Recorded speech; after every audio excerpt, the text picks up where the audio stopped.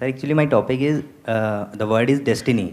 मतलब एक होता है बचपन से कि तुम्हारी डेस्टिनी में ये है, ये लिखा हुआ है, ये पतरियाँ बन जाती हैं, कुंडलियाँ बन जाती हैं, मंगली हो जाते हो, ये हो जाता है। क्या मंगली? मंगली होते हैं कुछ, मांगलिक। मांगलिक मांगलिक हाँ, राइट। ठीक।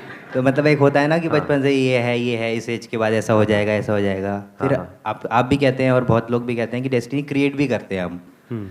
इस टॉपिक पे एक थोड़ा डीप एनालिसिस हो जाए कि मतलब डेस्टिनी हम कैसे क्रिएट कर सकते हैं। Can I add something? You want to add something to this topic? Destiny में ही कुछ? हाँ, कर दो। Good morning, Mr. Maheshwari. This is Sapna. इतनी इज्जत मुझे पहली बार मिल रही है, मैं हजम नहीं कर पाऊंगा। Good morning mister Maheshwari. ठीक है, अच्छा लगा। हाँ, Thank you. Thank you. Basically, हमारी जनरेशन जो है, right now I'm 35 years old. तो मुझे लगता है कि बहुत सारे लोग ना डेस्टिनी में, सुपरस्टिशंस में, और हम पढ़ लिख तो बहुत गए हैं, लॉयर्स भी हैं, गेजेटेड ऑफिसर्स भी हैं। तो ये डेस्टिनी के साथ हम इतना पढ़ लिख के आज भी क्यों जुड़े हुए हैं कि हमारी डेस्टिनी डिसाइड करती है कि what will happen in my life. हाँ, कि इतना मतलब पढ़े लिखे होने के बावजूद भी कोई आदमी मान लो पढ़ा लिखा नहीं है, वो अंधविश्वास में कुछ करे, मतलब कोई अंधविश्वास वाली हरकतें करे तो समझ आता है। वो लोग जो बहुत पढ़े लिखे हैं, डॉक्टर्स हैं, लॉयर्स हैं, ये है वो, पता नहीं क्या क्या है, एमबीए किया हुआ है, इंजीनियर्स हैं, और वो भी अंधविश्वास के चक्रों में पड़े हुए हैं। वो ज़्यादा पढ़े हुए हैं मुझे लगता है। तो इसका मतलब नॉलेज से इसका सोल्यूशन नहीं निकल रहा है। Education is not a solution for superstition. तो अब इसका सोल्यूशन क्या है? Where we need to work upon, like exactly. कहाँ पे क्या माइंडसेट चेंज करना चाहिए कि मतलब अगर हमें ये change गलत हो। फहमी है कि अगर हम कोई बंदा है वो अनपढ़ है, अगर उसको पढ़ा लिखा देंगे किसी अच्छे स्कूल से, अच्छे कॉलेज से, तो उसके सारे सुपरस्टिशंस खत्म हो जाएंगे। अगर ये गलत फहमी है तो ये गलत फहमी बेकार है। क्योंकि ऐसे भी लोग हैं, अब मैं नाम नहीं लूंगा किसी का, सुपरस्टार्स हैं, उनके हाथ में आप देखोगे तो अंगूठियां भरी पड़ी हैं। क्या हो रहा है ये? मतलब वो बंदा जिसको वो सब कुछ मिल चुका है, जहां तक आप लोग सपने में भी नहीं सोच सकते, इतना पैसा है उनके पास, तब भी ये क्यों भरे पड़े हैं? ये मतलब क्या हो रहा है? एंड इन दैट केस बाकी अनसक्सेसफुल लोग जो भी स्ट्रगल कर रहे हैं, दे फील कि शायद this is the right way. Topic no doubt interesting है ये, बिकॉज ये हमारी सबकी लाइफ को डायरेक्टली अफेक्ट करता है। चाहे कोई आप 20 साल के हैं, चाहे 40 साल के हैं, चाहे 60 साल के, उससे कोई फर्क नहीं पड़ता है। तो नंबर 1 सबसे पहले शुरू इसको यहां से करते हैं, व्हाट इज डेस्टिनी? डेस्टिनी हम किसे कहते हैं? कि हमारे साथ ये होने वाला है, कि वो लिखा हुआ है। ऐसे ऐसे बातें सुनी है ना हमने, कि सब कुछ पहले से लिखा हुआ है, और जो लिखा हुआ है वो ही होने वाला है। कि पुराने जन्मों में आपने कुछ कर्म किए होंगे जिसको भुगतना ही पड़ेगा। तो जैसे आपने डेस्टिनी की बात बोली है ना, हाँ, माइक देना इनको।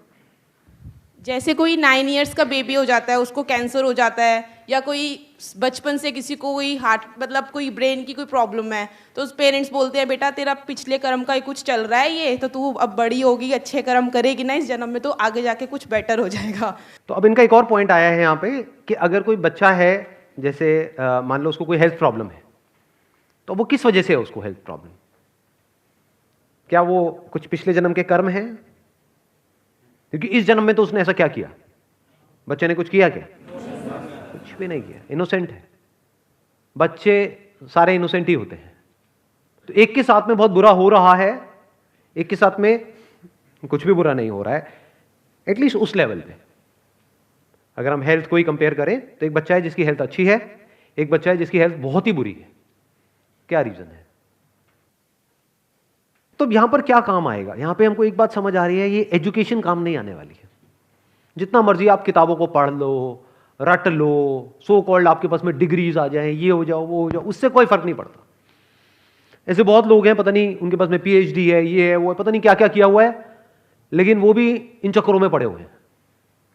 अपनी किस्मत बदलना चाहते हैं।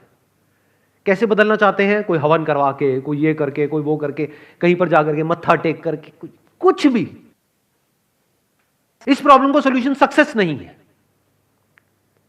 क्योंकि जिस बंदे ने अंधविश्वास के थ्रू सक्सेस को अचीव कर भी लिया, मान लो कुछ ऐसा करके, तो क्या वो सक्सेसफुल होने के बाद में भी उस अंधविश्वास को छोड़ देगा या पकड़े रहेगा? ये और स्ट्रांग हो जाएगा कि ये करके, ये अंगूठियां पहन करके, या ये करके मुझे ये मिला, अब ये कहीं मेरे हाथ से चला ना जाए।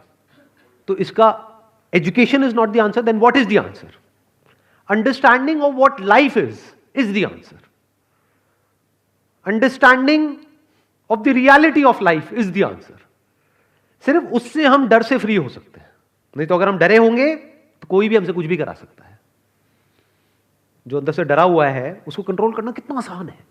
उसके माइंड में हल्का सा वहम डाल दो, कुछ भी कर दो, उसकी तो वॉट लग जानी है। और 90% से ज्यादा लोग ऐसे ही हैं।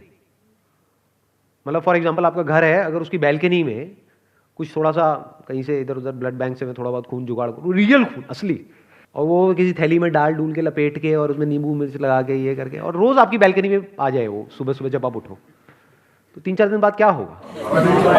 हवा टाइट हो जाएगी। तो जो भी बंदा वो सोच करके फेंक रहा होगा, उससे लाख गुना बुरा आपकी लाइफ में एक्चुअल में होने लग जाएगा। क्यों हो रहा है? क्या वो उसकी वजह से हो रहा है? उस चीज की वजह से हो रहा है? उसमें क्या है? खून ही तो है, नींबू मिर्ची तो है, तो किसकी वजह से हो रहा है? वो जो चाह रहा है उसकी वजह से हो रहा है ना, आपके डर की वजह से हो रहा है।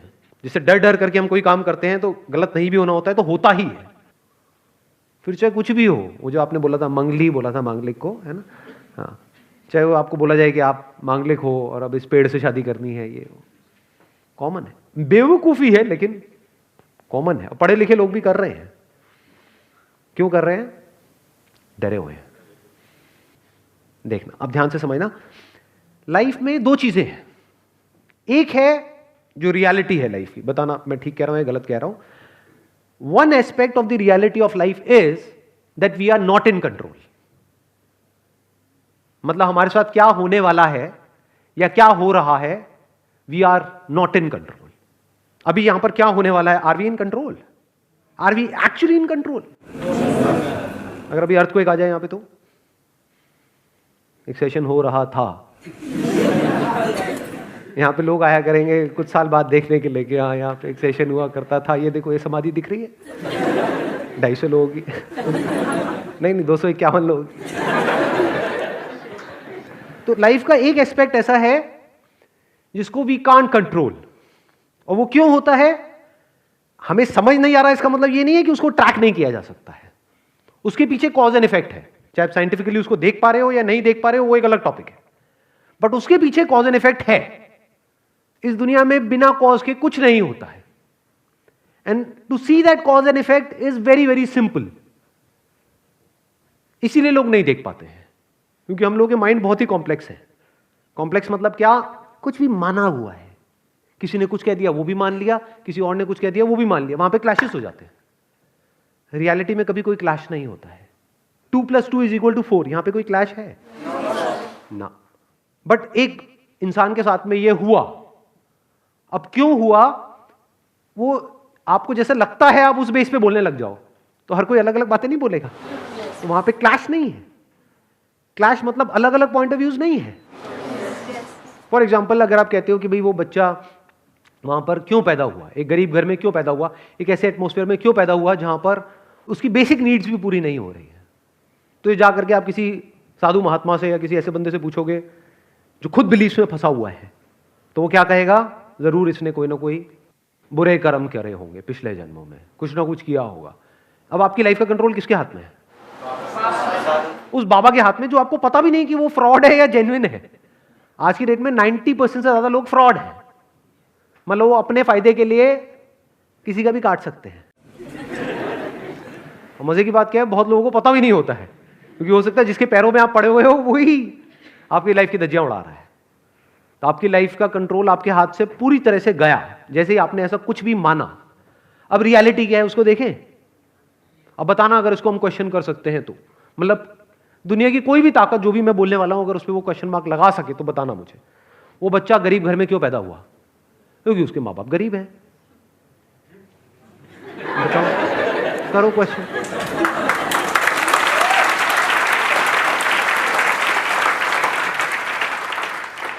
उस बच्चे को ये वाली बीमारी क्यों है? क्यों है? क्योंकि उस बीमारी का ये नाम है, और वो इस बैक्टीरिया या इस वायरस की वजह से होती है।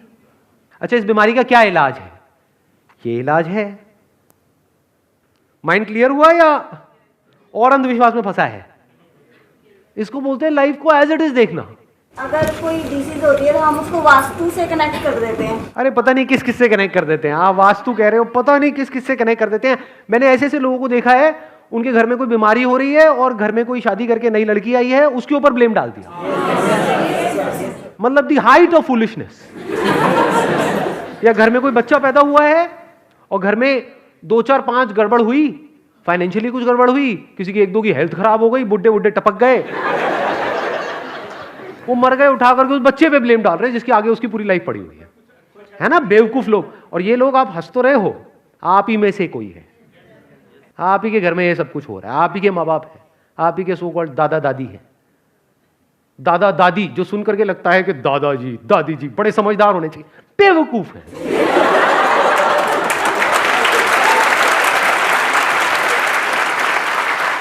नहीं, सुन के नहीं लगता ये सबके दादा है।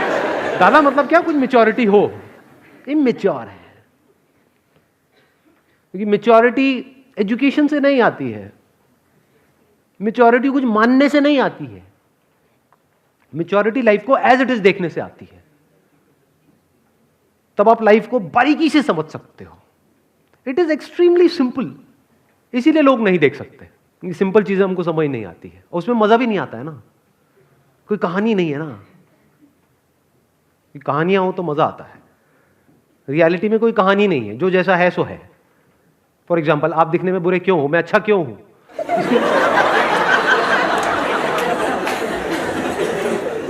अब इसके पीछे क्या वजह है?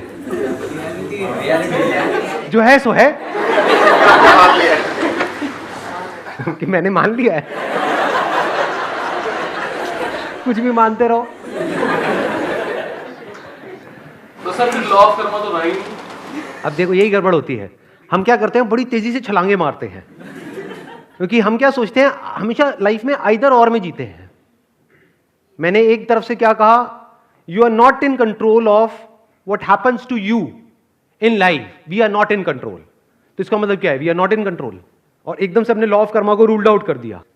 What is law of Karma? Law of cause and effect. बिना कॉज एंड इफेक्ट के इस दुनिया में कुछ भी नहीं हो सकता है। सर, अगर लोग इसमें बिलीव करते हैं तो फिर इसके लिए आंसर है कि अगर मतलब भगवान है तो क्या भगवान के फैसले को नीचे वाला कोई बदल सकता है? ये लोग तांत्रिक वगैरह, ये लोगों में इतनी ताकत है कि ऊपर वाले भी उसको बदल सकते हैं। अब हम क्या कर रहे हैं, एक बिलीफ से दूसरे बिलीफ को काउंटर कर रहे हैं। ये भी हम सबकी प्रॉब्लम है।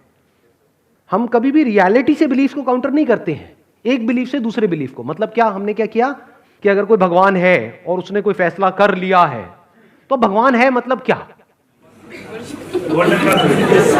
कुछ भी किया भगवान पे डाल दिया, सिर्फ हिंदू में होता है।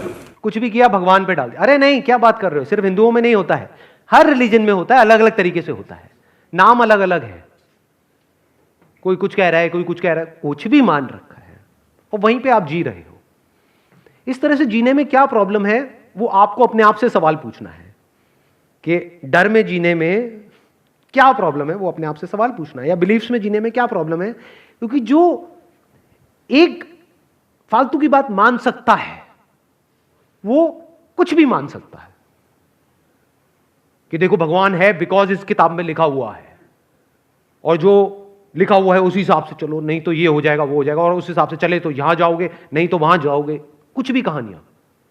अगर आपको यह मनाया जा सकता है तो आपको कुछ भी मनाया जा सकता है। पहले मानते थे भगवान नहीं है, फिर कुछ लाइफ में थोड़ा बहुत हो गया, कुछ इधर उधर गए, कुछ किया, अब कहते हो नहीं भगवान है। ऐसे भी लोग होंगे जो पहले भगवान को मानते थे, आज नहीं मानते हैं। मेरी लाइफ में इतना कुछ बुरा हो गया, उसका मतलब भगवान नहीं है। ये बच्चों वाली हरकतें हैं, बड़े हो जाओ थोड़े से। बचपन में मैंने बड़ी करी है ये हरकतें। होता नहीं था, जैसे कोई गेम खेल रहे हैं तो अपने अंदर ही अंदर मतलब फटाफट से आंख बंद करी, ऐसे प्रे किया, अगर भगवान है तो मैं गेम पक्का जीतूंगा। और प्रॉब्लम क्या है, लोग बड़े हो गए हैं लेकिन अभी भी यही हरकतें कर रहे हैं। भगवान है तो मेरा बेटा ही होगा, बेटी नहीं होगी। ये कैसा भगवान है? क्योंकि हर एक के भगवान अलग अलग है। भगवान आपने वैसे चूज करे हैं अपने लिए जो आपके लिए कन्वीनियंट है। भगवान मेरे साथ कितना अच्छा कर रहा है, ओए भगवान कितना बुरा है। कुछ भी करते रहते हो भगवान के साथ, खेलते रहते हो, और करते क्या हुआ? सही कह रहा हूं गलत कह रहा हूं? अपने माइंड में अपनी कन्वीनियंस के अकॉर्डिंग, मैं आज तक तेरे पास नहीं आया, तेरे को कहा किसी ने आने के लिए, तेरे को इनविटेशन कार्ड भेजा था किसी ने, और तू नहीं भी आता तो मेरा क्या बिगड़ जाता? भगवान के पर्सपेक्टिव से अगर आप देखो तो मैं आज से पहले कभी मंदिर नहीं आया बट आज आया हूं तो मता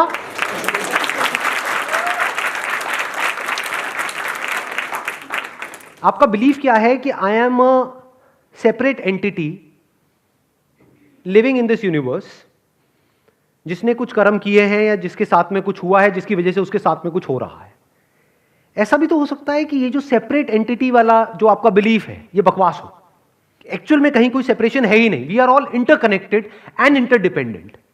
फॉर एग्जाम्पल, आप कहते हो कि मैं रोड पे जाकर के अच्छी ड्राइविंग करूंगी या करूंगा तो मेरे साथ में कुछ भी गलत नहीं होगा, क्या ये सच है या बकवास है? क्यों है बकवास? क्योंकि अगर आप तो अच्छी ड्राइविंग करो और मैं ना करूं तो कहां है आपकी अच्छी ड्राइविंग? इसका मतलब क्या है? You are not a separate entity. इस बिलीफ से बाहर आओ, ये बिलीफ है, रियलिटी नहीं है। We are all interconnected and interdependent. एक कुछ गलत करता है उसका असर सब पे होता है, और जो सब कर रहे होते हैं उसका असर एक पे हो रहा होता है। ये सच है या मेरा कोई बिलीफ है? दुनिया की कोई ताकत इसको क्वेश्चन कर सकती है? नहीं। तो इस तरह से देखते क्यों नहीं है? इस तरह से हम समझते क्यों नहीं है? हमने फॉर्मूले बनाए हुए हैं। हाँ, हमने फॉर्मूले बनाए हुए हैं अपनी कन्वीनियंस के अकॉर्डिंग, और वो फॉर्मूले भी आपने खुद नहीं बनाए हैं, किसी ना किसी और घोंचू ने आपके माइंड में प्लांट कर दिए हैं। वो घोंचू जिनको आप सो कॉल्ड बड़े समझते हो, जो एज में आपसे बड़े हैं, जो एक्चुअल में देखा जाए तो बेवकूफी में आपसे बड़े हैं, क्योंकि अभी आप कुछ नहीं मानते और वो आपके अंदर कुछ फीड कर रहे हैं, और वो पिछले 20-30 साल से, 40 साल से, 50 साल से कुछ बकवास मानते आ रहे हैं। क्यों? क्योंकि उनके माइंड में भी किसी ना किसी ने प्लांट कर दिया है, और सच देखने की हमारी हिम्मत नहीं है, डरते हैं सच देखने में। जबकि एक्चुअल में you can only be in control once you understand that you are not in control, only then you can be in control. Example दूं, एक छोटा सा एग्जाम्पल। हाँ, देखो इंडिया की सड़कों में क्या होता है, प्रैक्टिकल एग्जाम्पल आपको बता रहा हूं, how to be in control. For example, आप कहते हो कि मैं एक सेपरेट एक एंटिटी हूं, मैं अपना काम ढंग से करूंगा या करूंगी तो मुझे कोई प्रॉब्लम नहीं होने वाली। यही हुआ ना इसका मतलब? यानी आपने वो सब कुछ किया जो भी इस दुनिया ने आपको कहा करने के लिए, ड्राइविंग अच्छे से सीख ली है ना, अपनी गाड़ी आप ठीक से चला रहे हो, और गाड़ी में वो नींबू मिर्च भी लगा लिया, पाठ भी करा दिया, उसकी पूजा भी करा दी, और मैं यहां तक कह रहा हूं कि आप ट्रैफिक रूल्स को भी फॉलो करते हो, तो आप बचोगे या मरोगे कुछ दिन के अंदर अंदर इंडिया की सड़कों? अच्छा, अरे गारंटेड मरोगे। यानी अगर आपकी ग्रीन लाइट हुई और आप कहते हो ट्रैफिक रूल के अकॉर्डिंग ग्रीन लाइट मतलब चलो, तो जब ग्रीन लाइट में आप चलोगे तो चारों तरफ से कुछ आ नहीं रहा होगा? आता है? नहीं आता है? तो कहां गई रूल बुक? या आपको देख के चलना पड़ेगा कि हो सकता है ग्रीन लाइट हो गई है लेकिन अभी आप नहीं चल सकते हो, क्योंकि वहां से एक बस आ रही है फुल स्पीड पे। उस बस ड्राइवर का मूड खराब है, घर पे लड़ करके आया है या पी करके चला रहा है, तो उसका भी कर्मा आपको अफेक्ट करने वाला है। अकेले ना मैं कुछ कर सकता हूं ना आप कुछ कर सकते हो, हम हैं। तो हमारे कर्मों का किस पे असर होता है? हम पर असर होता है। ये जो ग्लोबल वार्मिंग है ये किसके कर्म है? किसी एक के हैं, हमारे हैं, तो इसका असर किस पे होगा? हम पे होगा। सर पर किसी पे ज्यादा होगा, किसी पे कम होगा। हाँ, एक बड़ा इंटरेस्टिंग इन्होंने बात बोली कि उसका असर किसी पे ज्यादा हो रहा है, किसी पे कम हो रहा है। मान लो ग्लोबल वार्मिंग हो रही है तो कहीं पर बाढ़ आ रही है, कहीं पर नहीं आ रही है। क्यों? दिल्ली में नहीं आ रही है, मान लो बॉम्बे में आ रही है। अभी पीछे एक आर्टिकल आया था न्यूज़पेपर में कि अगले 50-60 साल में बॉम्बे पूरी तरह से डूब जाएगा। पता नहीं 50-60 था, 100 था, whatever it is, it will be submerged in water. Delhi क्या तो नहीं आया कि दिल्ली डूब जाएगा। क्यों? दिल्ली वालों ने कुछ बहुत अच्छे कर्म करे हैं। दिल्ली समुद्र से दूर है, बस दिल्ली थोड़ा बाद में डूबेगा।